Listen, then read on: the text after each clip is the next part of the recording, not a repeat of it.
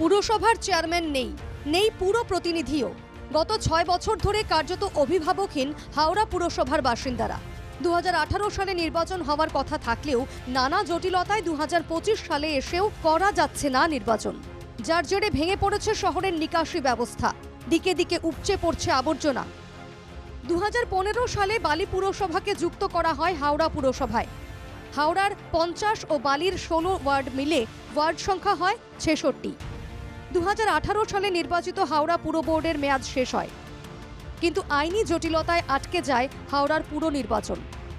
গত 2.5 বছর ধরে সুজয় চক্রবর্তীর নেতৃত্বে প্রশাসক মণ্ডলী হাওড়া পুরসভা পরিচালনার দায়িত্বে রয়েছে। এছাড়াও হাওড়া উত্তরের বিধায়ক গৌতম চৌধুরীকে নিকাশির দায়িত্ব দিয়েছেন মুখ্যমন্ত্রী, কিন্তু তারপরও কোনো কিছুই ঠিকভাবে পরিচালিত হচ্ছে না বলে অভিযোগ হাওড়ার বাসিন্দাদের। তাই দ্রুত নির্বাচন চাইছে হাওড়াবাসী। না ন্যূনতম নাগরিক পরিষেবা ব্যাহত তো হচ্ছে ভোটটা হওয়ার জন্য। কাউকে বলার নেই, কারোর দায়িত্ব নেই। ভোট থেকেই বলছে আমরা নেই, আমাদের টার্ম শেষ হয়ে গেছে। স্বাভাবিক ন্যূনতম নাগরিক পরিষেবা যেটা আমরা পেতে অবদান।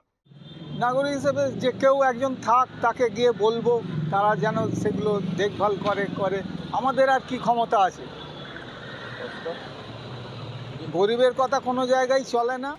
সম্প্রতি রাজ্যপাল সিভি আনন্দ বোস হাওড়া পুরসভার পুনর্গঠন সংক্রান্ত বিলে সই করেছেন, কিন্তু এতদিনে ডিলিমিটেশনের কারণে বালি পুরসভার ওয়ার্ড সংখ্যা 16 থেকে বেড়ে 36 হয়ে গিয়েছে। তাই আগের হিসেব অনুযায়ী 66টি ওয়ার্ডেই নির্বাচন হবে, নাকি নতুন হিসেব অনুযায়ী বর্ধিত ওয়ার্ড সংখ্যা ধরে নির্বাচন হবে, তা নিয়ে তৈরি হয়েছে বিতর্ক। কি করে বালিকে হাওড়াতে যোগ করলো আর কেন না যে হাওড়া থেকে বালিকে আলাদা করলো সেটা হাওড়ার মানুষ বুঝতেই পারলেন না।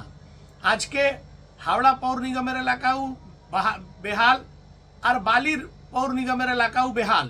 পরিস্থিতি হয়েছে, কি হবে না হবে সেটা সরকার এবং নির্বাচন কমিশন এদের দুজনের ব্যাপার, দুজনের ঠিক করবে। তবে সরকারও চাইছে আন্তরিকভাবে যে ভোটটা হোক।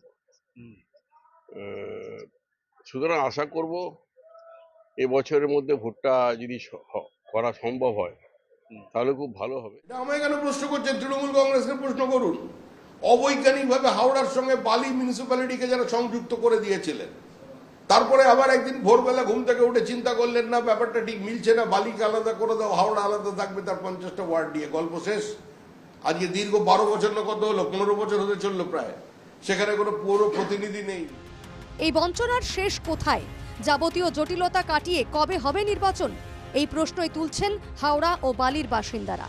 অর্পণ সিংহের রিপোর্ট, NKTV বাংলা।